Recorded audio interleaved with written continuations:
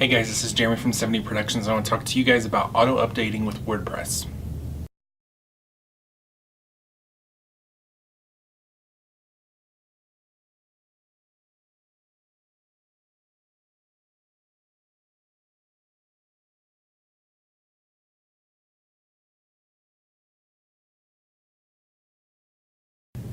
So if you guys are running WordPress for your website at all, whether it's with a specific blog or just the website in general, and you're utilizing the pages and you've updated to the latest WordPress, you might have seen that you actually have a feature called Auto Update with WordPress. And it's something that's actually very common within our society because our iPhones automatically update now with the apps that we have. We have updates for Windows that we can just simply click next, next, next, and it does everything for us. It's all automated. And yet WordPress has been one of those platforms that you've had to manually go in and install so that you can have the next version to cover up all the security holes, to add new features and stuff like that. It's one of those processes that in some regards may seem like it's behind the times, but at the same time is also something that's very important for you because it's the public face for your entire presence online, whether it's your blog, your ministry, your company, whatever it could be. And so with this new approach to being able to update your WordPress website, for me, it's something that I am actually very discouraged by and actually something that I've learned to disable. And so I want to actually encourage you guys to consider, why is it that you need to auto update your website?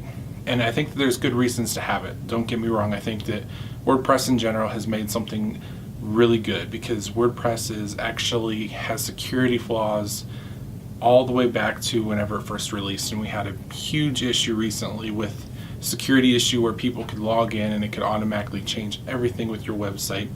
There was a huge issue for people to get hacked by something like that. But if you are somebody that keeps on top of things, that is always checking their website to make sure it's up and running, that it's optimized, that you have search engine optimization with your website, that you're using great plugins, that you have a theme that's not only beautiful to look at it, but it's responsive in everything it does, and that you're also checking for conflicts between the plugins as well as with the WordPress core, that you are actually probably doing more than WordPress could even provide.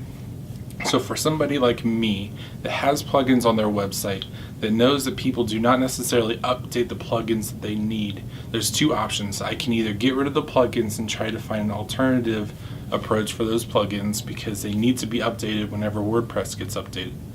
But in some regards, that's actually a bad thing because then you are needing to create your own resources, or you're limiting your websites for your own blog because you don't have the plugins that are required for this.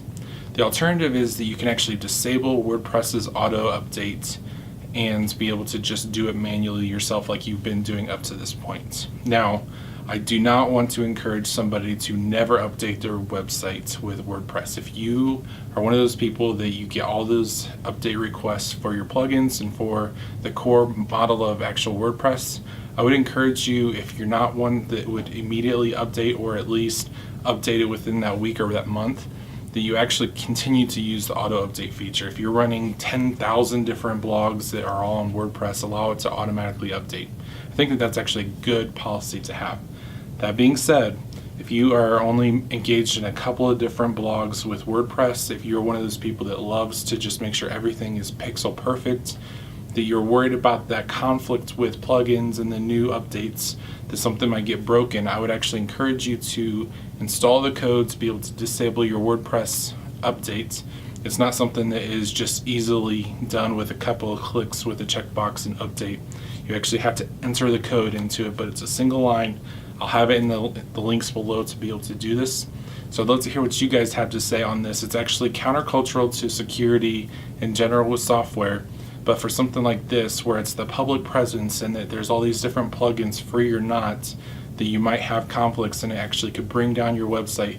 What do you guys want to do? How do you be able to approach something like WordPress whenever it wants to auto update? Are you all for it? Or are you all against it? So I'd love to hear what you guys have to say in the comments below, and we'll talk to you guys next week.